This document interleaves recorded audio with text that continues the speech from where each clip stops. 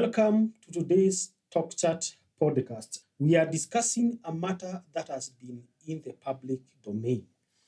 But before we do that, I want to offer a proverb from Bere and Embu people.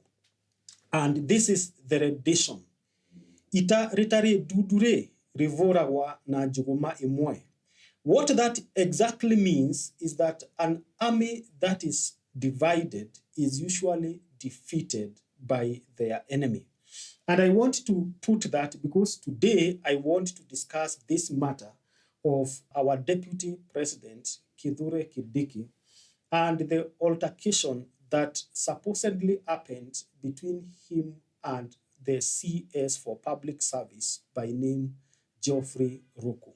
Geoffrey Ruku is a newly appointed CS, and he was appointed to replace the one J.B. Muturi. Coincidentally, they come from the same constituency, which is Bere North. And Bere North is formerly the Chicago constituency, and it is one of the constituencies in Embu County. Many people have discussed this event that happened on Sunday, and it has been seen as a division that is not supposed to be there.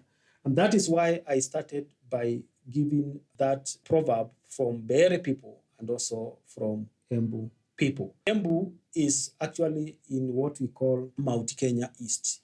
And we know Mount Kenya East is primarily constituted of some counties, which are Meru County, Embu County, Tharaka Nithi County, and also Kirinyaga County. These particular counties are very different from the rest of Mount Kenya, or what we call Murima, when it comes to their political behavior. And we also know that the governor for Embu County, where the CS for Public Service, Honorable Geoffrey Ruku, come from, Honorable Cicely Bariri is the chairperson of the UDA party. It means this region is very critical to William Samuel Ruto.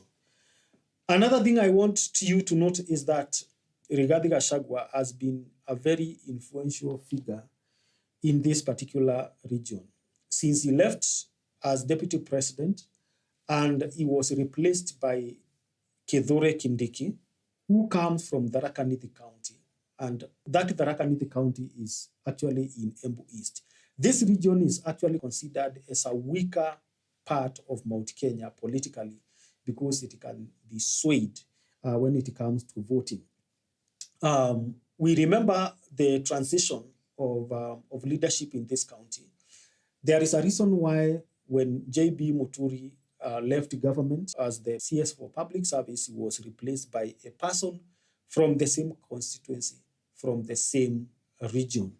And we all know when J.B. Muturi was released from the government, he went and started forming alliances with other heavyweights, especially from Embu County. And one of them is actually Lenny Kivuti. Lenny Kivuti was the first senator of Embu County under the new constitution. And he is actually the one who hosted Muturi as MP for the then Chicago constituency. It is now Bere North. So when these two people come together and they are seeking for Kivuti, he has been eyeing gubernatorial seat, which is now held by Cicely Bariri. Why is that important? Is if these are coming together, it means they form an opposition in Embu County. That means in Embu County, we are only left with Cicely Bariri, who is the chairperson of the UNDA party, and the CS Ruku, who was elected recently. Why is that important to know? It means now the third person, who is now a strong person in Mount Kenya East, is actually none other than the deputy president. So when we see divisions, it means a lot, and it sends a bad message for the UDA party, and for that case, for President William Ruto. Remember, this is the only county in Mount Kenya region where Ruto has not been received well. If you remember, in November 2024, Ruto was jeered in Embu County when he tried to enumerate the projects he has achieved in the country. He also attended the inauguration of a bishop in Embu County, where also Rigathi Gachagua attended, and also the former President Uhuru attended.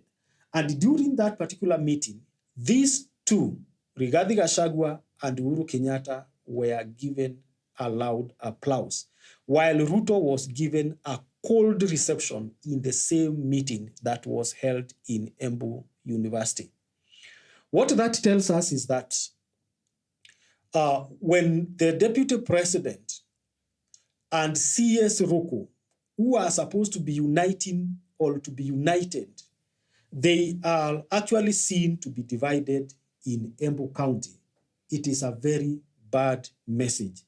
Either the government is suspicious of Ruku, or the deputy president and Ruku have personal divisions that they have not settled, but they need to settle those divisions before they go very far. Remember now, the only person now who is left is the chairperson for UDA, who is Cecily Bariri, the governor for Embu. And that is why I am saying when they are divided, it means they will be defeated in this area and they will have no power. And therefore, William Ruto will have no influence in Mount Kenya East. Why is this region different from other regions in Mount Kenya? The story goes back actually to the time when Jomo Kenyatta died. If you read history very well, in 1978, the Jomo Kenyatta death actually led to the formation of Mount Kenya Mafia. This Mount Kenya Mafia was led by the one Kehika Kimani, and he and his followers, strong followers like Jenga Karume, like Harvester Angaine, like Paul Ngei, and others. At that particular time, this region felt that they were not represented very well because the Mount Kenya Mafia were actually fighting so that resources goes to them. But it was not going exactly to Mount Kenya East region. So this region has always felt that they are always left and they are not part of the other Mount Kenya region. And therefore, that is why politically they can be easily swayed. And if they can be easily swayed, it means they can belong to opposition, or they can oppose other region. This could be a stronghold for William Ruto if and only if the leaders who are in his government unite and fail or refuse to send conflicting messages to the public. But how can they do that if they are having altercations in public? I think if that is true, although the deputy president came out and said he was not referring to Ruku in that particular altercation, but the public can hear what he was saying and they can make their own judgment. Remember, it is not good to lose the public trust, especially when it comes to denying some truths which are straightforward.